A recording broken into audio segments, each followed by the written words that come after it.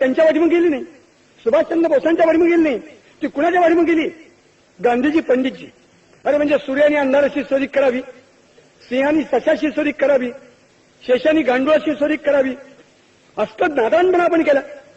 ही शूर आम्ही सरदार तुमची आमची तलवारीशी लगीन गर्भात लागतं, ज्यांच्या आईच्या गर्भात लागतं, ती जात गेलीच कशी? पोटाची खळी गिरवण्यासाठी नादानपणाने गेली. आधी होता वाग्या, त्याचा झाला पाग्या, त्याचा मूळ स्वभाव राहीना, त्याचा एळकोटा राहीना, मूळ स्वभाव जाईना. अरे आपण नादान पाचव्या वर्षी मूळशाही मातीत घालून हिंदुस्थान टिकवला. आपण परत तोच शेणखाऊपणा केला, आपण परत ब्रिटिशांच्या नड्यात देश घातला.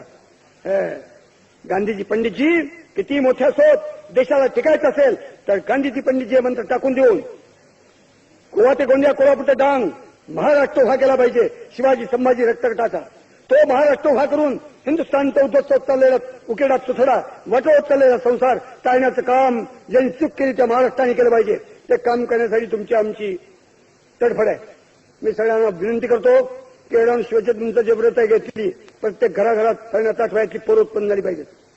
आचारासकटतेने ते वागलं पाहिजे, मोहिमे झालं पाहिजे, हे काम केलं पाहिजे. सगळे पक्ष आपले आहेत, सगळे पंथ आपले आहेत, सगळे संप्रदाय आपले आहेत, सगळे जात आपली आहे, सगळे नेते आपले आहेत. कुठल्याही नेत्यावरती टीका करू नका, कुणाबद्दलही वाईट बोलू नका. सगळं आपले जात आपले जोठ आहेत.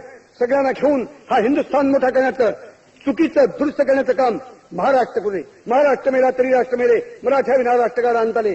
आत्ता सुद्धा संबंध देशाकडे तुम्ही दृष्टी टाका. अरे कुठल्याही प्रांतापेक्षा कुठल्याही क्षेत्रात विलक्षण ताकद असलेला राज्य महाराष्ट्र आहे.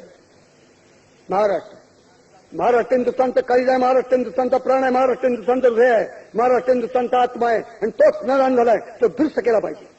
आणि तो दुरुस्त करायचा असेल तर नन्य पंथ हा विद्यता नाही, शिवाजी संभाजी मंत्र घेऊनच उठलं पाहिजे.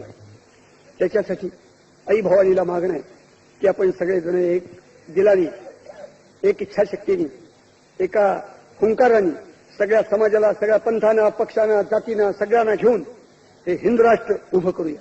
माझी खात्री आहे यो यशर्थ से होता. कुणाची चेष्टा करावी, कुणाची टिंगल करावी, टीका करावी हे तो नाही की माय धन्य होईल. भारतमातेच्या कपाळात स्वातंत्र्याचा, हिंदुत्वाचं कुंकू टिकलं पाहिजे. हा ध्यास असलेला देशभक्तांचा समाज घडला पाहिजे. एवढ्या ध्यासापुढे हे बोललो तरी क्षमा करा. जे चांगलं वाटेल ते घ्या. आणि एक काम करणारे जे कार्यकर्ते आहेत त्यांच्या पाठीशी आई वडिलाच्या सारख्या काळजानी आशीर्वाद देऊन उभे राहा. एवढी कळकळीची प्रार्थना करून संपवतो.